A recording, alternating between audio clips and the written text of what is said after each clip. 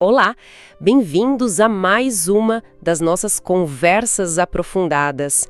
Hoje o nosso foco é um material bem interessante, olha, a lição número 4 das lições bíblicas para jovens e adultos. Essa aqui é da Igreja Evangélica Pentecostal Liberdade em Cristo, tá? Do primeiro trimestre de 2006. O título é O Desejo de Ganhar Almas para Cristo, e o comentarista que escreveu foi o pastor Placídio Tomás da Silva.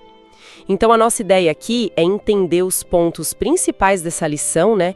O que ela diz sobre esse impulso e a prática de evangelizar, tudo pela ótica da revista. Ok, vamos lá desempacotar isso. E só um momentinho antes da gente mergulhar de vez. Se essas nossas análises ajudam você de alguma forma, trazem alguma luz, considere se inscrever aqui no canal, deixar um gostei. Parece pouco, mas olha, ajuda demais a gente a continuar trazendo esse tipo de conteúdo, viu? Fica aí o nosso muito obrigada desde já. Com certeza. E essa lição 4, ela tem um caminho bem definido mesmo. Ela começa falando daquela preparação que o autor acha fundamental, né, para a tarefa de evangelizar, e termina com um alerta assim, sobre o perigo de ficar acomodado nesse trabalho. A verdade prática, que a lição coloca logo no início, já dá o tom. Olha só, Deus põe todos os recursos possíveis em nossas mãos quando surge o forte desejo de evangelizar as almas. Isso já meio que amarra, né? A vontade da pessoa com a ajuda que vem de Deus, pelo menos é o que o autor sugere. Interessante essa conexão logo de cara. Vamos então para o primeiro ponto que a lição aborda, a tal da preparação para a obra de evangelização. O pastor Placídio, ele começa com aquela ordem bem conhecida de Jesus depois da ressurreição, lá de Marcos 16:15. Ide por todo o mundo, pregai o evangelho a toda criatura. É uma ordem bem direta, né? Mas o texto da lição argumenta que só isso não bastava. Tinha algo antes, uma condição. Exato. É o que a lição chama de preparação específica. Ela usa como exemplo, sabe, a experiência dos discípulos lá em Atos, capítulo 1, versículo 8. Ali, Jesus fala para eles esperarem em Jerusalém até serem revestidos de poder do alto. E a leitura que o comentarista faz é que o Pentecostes, aquela coisa do vento, das línguas de fogo, foi tipo o diploma, sabe? O credenciamento essencial para eles poderem sair e evangelizar de verdade. O ponto central aqui é esse. A ordem, ide, veio junto com a promessa e entrega do poder necessário pelo Espírito Santo. Sem essa força extra, digamos assim, a ordem seria impossível de cumprir direito, na visão da lição. Entendi. Então a ordem e a capacidade para cumprir vieram meio que juntas, num pacote só. Isso leva a gente para o segundo comentário da lição, que fala do evangelismo como um ministério. A definição que o texto usa para ministério é pessoas sagradas para realizar um trabalho santo. Ele até diferencia, né, os ministérios do Antigo Testamento, sacerdotes, profetas, reis, e o que ele chama de sacerdócio geral da igreja no Novo Testamento. Aí ele cita Apocalipse 1.6 e 1 Pedro 2.5, que falam que todos os cristãos fazem parte desse sacerdócio. Precisamente. E dentro desse grupo maior, né, a lição vai focar naqueles dons ministeriais específicos de Efésios 4:11. Apóstolos, profetas, evangelistas, pastores e mestres. O evangelista aparece ali como terceiro, e a lição ressalta o papel dele não só para dentro da igreja, tipo o aperfeiçoamento dos santos, mas principalmente para fora, para a evangelização das almas. Fica bem claro esse foco externo dessa função, né? E para alguém poder fazer isso, exercer essa função, ou mesmo só participar da evangelização comum, a lição lista uns fatores especiais. O primeiro é ser crente, mas não só de boca para fora, sabe? É viver a palavra, acreditar que ela funciona mesmo. O segundo é preparar a terra. O texto interpreta isso como orar pelas pessoas antes de falar com elas. Usa até aquela imagem da parábola do semeador, né? Semente lançada em terra seca não germina, citando Marcos 4:20. Sim, e os outros dois fatores são vistos como igualmente cruciais na lição. O terceiro é ter compaixão pelas almas. A referência é Mateus 9:36, quando Jesus vê o povo assim aflito e exausto, como ovelha sem pastor. E a lição contrasta isso com a atitude do sacerdote e do levita lá na parábola do bom samaritano, que viram a vítima e passaram reto. Tem uma crítica ali, né? A indiferença, principalmente de gente religiosa. E o quarto fator é colocar-se à disposição de Deus para a direção. O exemplo que ele usa é aquela visão de Paulo, em Atos 16:9, do homem da Macedônia pedindo ajuda. E isso mudou o rumo da viagem missionária dele.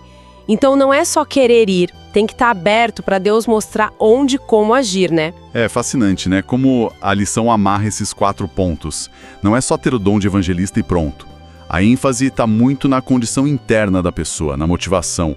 É a fé que funciona na prática, a oração antes de agir, a empatia de verdade pela dor do outro e essa postura de ouvir a direção de Deus.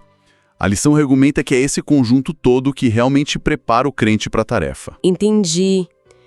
Preparação, chamado, fatores internos, mas e a prática lá fora, no mundo?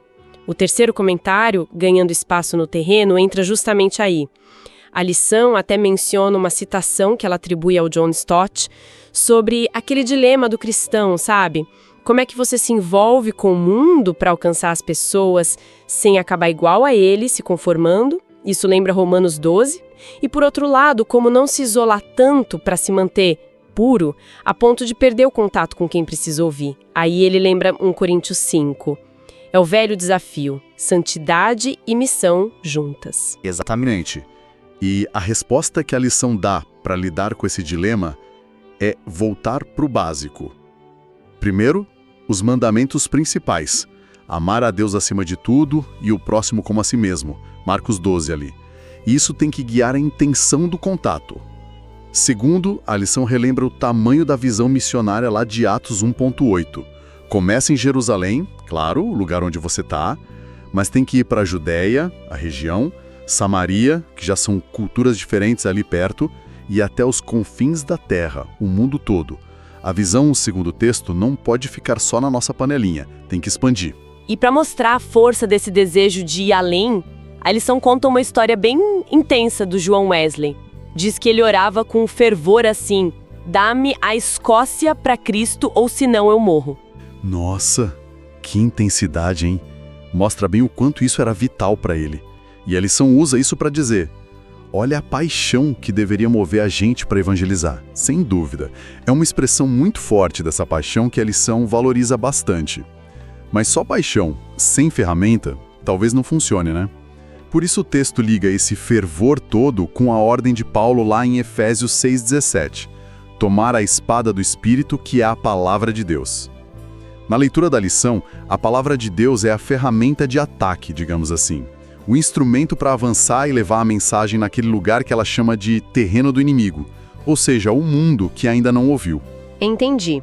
Paixão e a palavra como ferramenta. O quarto comentário da lição entra nos detalhes do ato de testemunhando de Jesus. Ele aponta para 2 pré-requisitos básicos, assim. O primeiro tem 2 opções.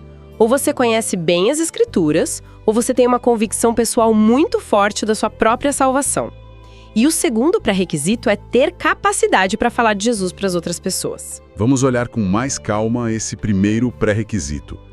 A lição valoriza sim o conhecimento da Bíblia, diz que para quem sabe ler é indispensável. Mas ao mesmo tempo, ela dá um peso enorme para o testemunho pessoal, aquele que nasce da convicção. Chega a dizer assim, olha, é mais fácil dar testemunho próprio de salvação e ganhar almas do que forçar a pessoa a crer em coisas que Jesus não fez na vida do que está pregando. Aí usa Lucas 11, 28 e Apocalipse 1 para reforçar que a experiência vivida e contada tem um poder de convencer muito grande, sabe? Quer dizer, não é só ficar citando o versículo, é mostrar o que aquilo fez na sua vida. Interessante essa validação da experiência pessoal, né? E o segundo pré-requisito, a capacidade de falar. A lição diz que essa capacidade vem de Deus e pode aparecer de jeitos diferentes. Pode ser com grandes pregadores, né, com um discurso bonito, profundo, ou pode ser o testemunho simples de alguém contando que foi curado, que a vida mudou. O tamanho não importa tanto quanto a origem divina dessa habilidade. Cita até um Salmo 81:10, abre bem a tua boca e tão encherei. Salmo 103:5 e Mateus 10, aquela promessa de ajuda na hora da perseguição. A mensagem parece ser: continua falando de Jesus, da bondade dele, não importa o jeito. E aqui a lição coloca um elemento prático fundamental, o ponto C. A oportunidade.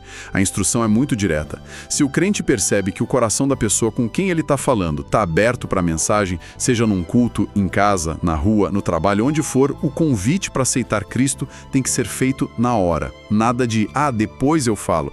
É ali, naquele momento. E se a pessoa aceitar, a orientação é bem prática. Já encaminha ou leva logo para o templo para receber oração, para ser acolhida pela comunidade. Tem um senso de urgência muito forte aqui. Sim, e para mostrar essa urgência de um jeito bem dramático, a lição conta a história do evangelista D.L. Moody, lá em Chicago.